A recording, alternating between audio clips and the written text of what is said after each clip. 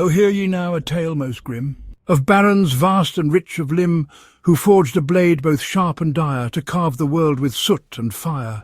From halls of coin and gilded spires they rode with zeal, with dark desires, the lords of lead, the dukes of oil, whose wealth was hewn from earth's own spoil.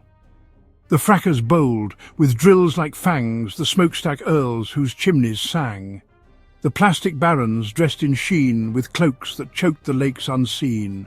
These men with coin and vested might did forge themselves a blade of blight. The Sword of Palantir, so named, for those who wield it see unshamed. A world unchained by law's decree, where profit flows as boundless sea, where air may darken, rivers rot, but fortunes rise, and rise they ought. When earth was young and rivers pure, and winds ran free in currents sure, the land was whole, the sky was bright, untouched by greed, unscarred by blight. But men arose with hands unclean, who bled the hills for gold obscene. They scorched the air, they spoiled the tide, and laughed as nature choked and died. Then from spills and waste aflame a dragon arose with EPA's name. So long as I above thee soar, no stream shall rot, no sky shall gore, no hand shall carve the land unchecked, nor coin defile what I protect. Its breath could turn the blackest tide, its claws could part the smoke and guide, a warden vast, both wise and strong, to guard the world from mankind's wrong. Yet prophets whispered, dark and low, that greed would strike a fatal blow. Lo, from the halls of profit and greed, where gilded scrolls spell more, as creed, a council met by firelight dim, to plot the fate of a beast most grim. A dragon dwells upon yon hill, its breath is law, its claws are quill, it dares to curb the righteous right, to drill by day and burn by night. A musky lord whose rocket flights had blackened skies and rained affright, did swear an oath both bold and grand, this EPA must leave the land. With torches high and banners raised, they rode as bards their glory praised, with golden chests of coin in tow, to gift a king who'd heed their woe. The king, enthroned on gold so bright, with tiny hands that text by night, beheld the lords their gifts bestowed, and listened well as whispers flowed. O mighty king, the dukes declared, a beast there dwells that none have dared. It haunts the land, it guards the streams, it smothers wealth, it kills our dreams. It watches minds with eyes too keen, it dares to keep our ledgers clean. Its breath is law, its claws are fines, yet what are laws to kings divine? O sovereign bold, let none pretend, this dragon is no folk's true friend. Let us strike down its mighty nest, and bring thy kingdom to its best. The king, though slow, did nod and grin, for gold was bright and debt ran thin. A war, he cried, a cause most great, to save the land we purge this fate. The dragon stands, a fiend most foul, let heroes rise at trumpets' howl. Thus called he forth with pomp and praise, a band to march through poisoned haze, no knights of old with chivalry, but men of wealth, of trickery. The broligarchs of Doge, their name, their banners stitched with coin and flame. No swords they bore, nor shields of steel, but cunning hands to sign the deal. With wax and seal his hand did fall. The dragon is a curse to all. With banners raised and torches bright, the broligarchs rode forth at night. No warriors grim with swords of steel, but lords who wrought a grand ordeal. They bore the Sword of Palantir, a blade unseen yet sharp and clear.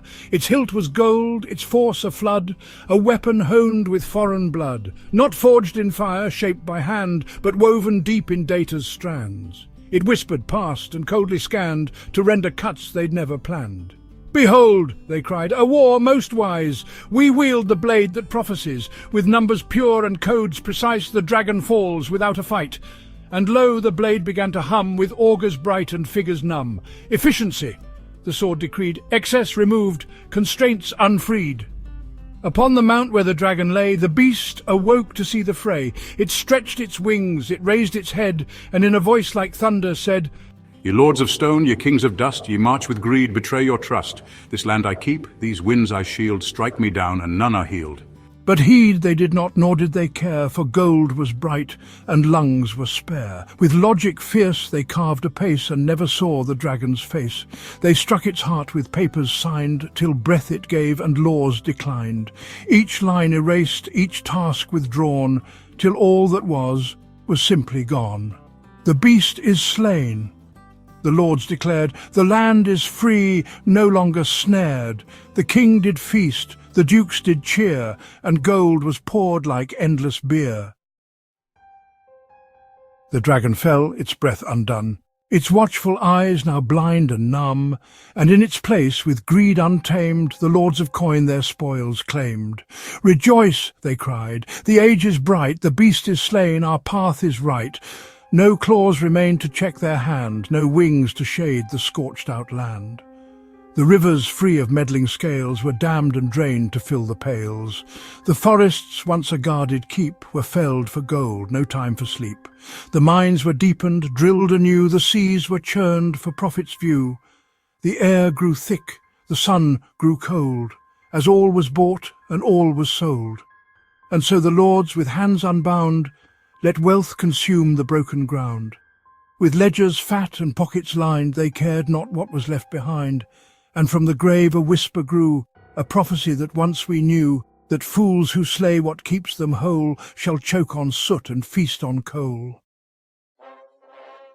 The lords of coin, the dukes of greed, drank deep of wealth of boundless need. Their banners high, their voices loud, they strode the world so vain, so proud. The rivers ran with brackish bile, the forests burned for mile on mile. The sky, once vast, was choked and blind, yet none among them seemed to mind.